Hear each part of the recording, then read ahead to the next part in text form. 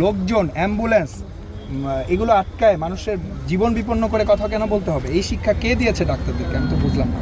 আমরা এটার সর্বোচ্চ জুডিশিয়াস প্রয়োগটাই করছি এবং এটা করতে তখন বাধ্য হব। এখনও যথেষ্ট পরিস্থিতি তৈরি হয়েছে একটা ছেলেকে গ্রেফতার করার মতো, কারণ সে তো রাষ্ট্রবিরোধী কাজ করছে আমি বলবো, কারণ রাষ্ট্রের যত রকম কার্যক্রম সে বন্ধ করে দিচ্ছে। আমি কি বুঝাতে পেরেছি? এভাবে বুঝাতে হবে, তা নাহলে আপনাদের এই যে সব পুরো মিডিয়া আছে এদের সামনে কিন্তু আপনাদেরকে ব্যর্থ প্রশাসক মনে করা হবে। আমি সেটা চাই না। সবাই আপনারা টিচার, আমাদের শ্রদ্ধার্ঘ। আপনারা কি পারবেন একটু ট্যাকেল দিতে? এভাবে বুঝাতে হবে, ঠিক আছে? এই যে এখানে মেয়েরা আছে, আমরা তো ফুল ইয়াতেও যেতে পারছি না, মেয়েদের we don't touch, we don't push the girls. এটা তো খুবই একটা মেয়ে ইনজুর্ড হয়েছে তাদের জন্য, তারা নিজেরাই দাঁড়ায় থেকে এমনভাবে একজন একজনের গায়ের উপর দাঁড়িয়ে আছে, তারা সরতে গিয়ে তারাই একজন একজনকে ধাক্কা দিয়ে ফেলে দিচ্ছে। কেন একটা মেয়েকে কেন রাস্তার সামনে দাঁড় করাতে হবে? আমি আমার দাবি আদায় করতে চাইলে আমি ছেলে আসবো, মেয়েকে কেন আমি এখন রাস্তার ওখানে দাঁড় করায় দিব? সে তো ধাক্কা খেয়ে পড়ে গেলে তার দায়িত্ব কে নিবে? হ্যাঁ, ছেলে হিসেবে তো এটা তার দায়িত্ব তার বোনকে প্রোটেক্ট করা। যাই হোক, আপনারা কি পারবেন ট্যাকেল দিতে? আমাদের একটা কী রিকোয়েস্ট বলেন? আপনি যেটা বললেন যে আপনি আগে আইডেন্টিফাই করে আমাকে বলেন যে 5টা ছেলে যারা আপনার কথা শুনছে না, আপনার কাছে কি লিস্ট আছে, চিহ্নিত ব্যক্তি আছে যারা শুনছে না?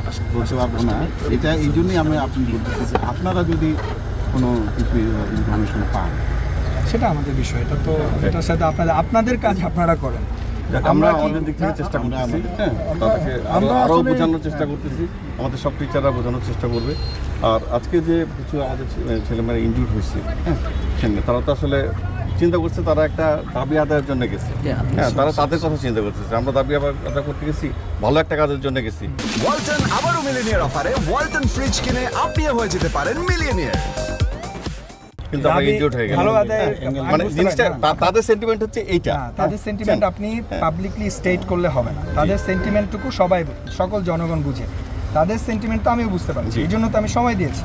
গতকাল করেছে তারা, গতকাল দাঁড়িয়েছিল তারা, গতকাল দাঁড়ালো না,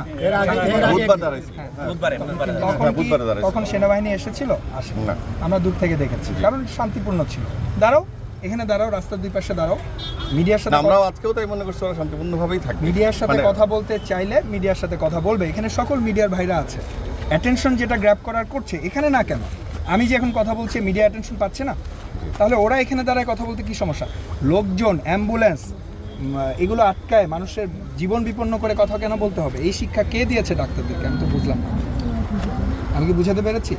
আপনারা প্লিজ ওদের সাথে কথা বলেন। সেটা আমরা এগ্রিও করতেছি না যে তারা রাস্তা বন্ধ করবে, এটা ঠিক না, এটা করা যাবে না। এটা দাবি নিয়ে শান্তিপূর্ণভাবে দাঁড়াইছিল, আমরা ওইটুকুই জানতাম। আমি চাই এরপর থেকে যদি ওরা এরকম রাস্তার সামনে আসতে চায়, আপনারা আপনাদের প্রোটোকল অনুযায়ী যাদের বনে তারা ওদের সামনে থাকবে। আমি দেখতে চাই তারা তাদের প্রফেসরদেরকে ক্রস করে রাস্তার উপর যাচ্ছে। এই আমার মনে হয় না এই ধরনের উদ্ধত্ত, এই ধরনের বেয়াদবি করার মতো ছেলে আমাদের মেডিকেল কলেজের ছেলেরা। আচ্ছা, ইনশাআল্লাহ আমরা এই যে ক্রাইসিসটা হচ্ছিল, আমরা দেখতেছি আমরা সাথে আসবো, ঠিক আছে? আপনাদের না রাস্তার উপরে, মানে রাস্তা বন্ধ করতে দিব না আমরা। আপনারা এখানে দাঁড়াবেন, আপনারা ওদেরকে ঠান্ডা রাখবেন, ওদের কথা বলার ব্যবস্থা করবেন, রাস্তার উপরে হবে।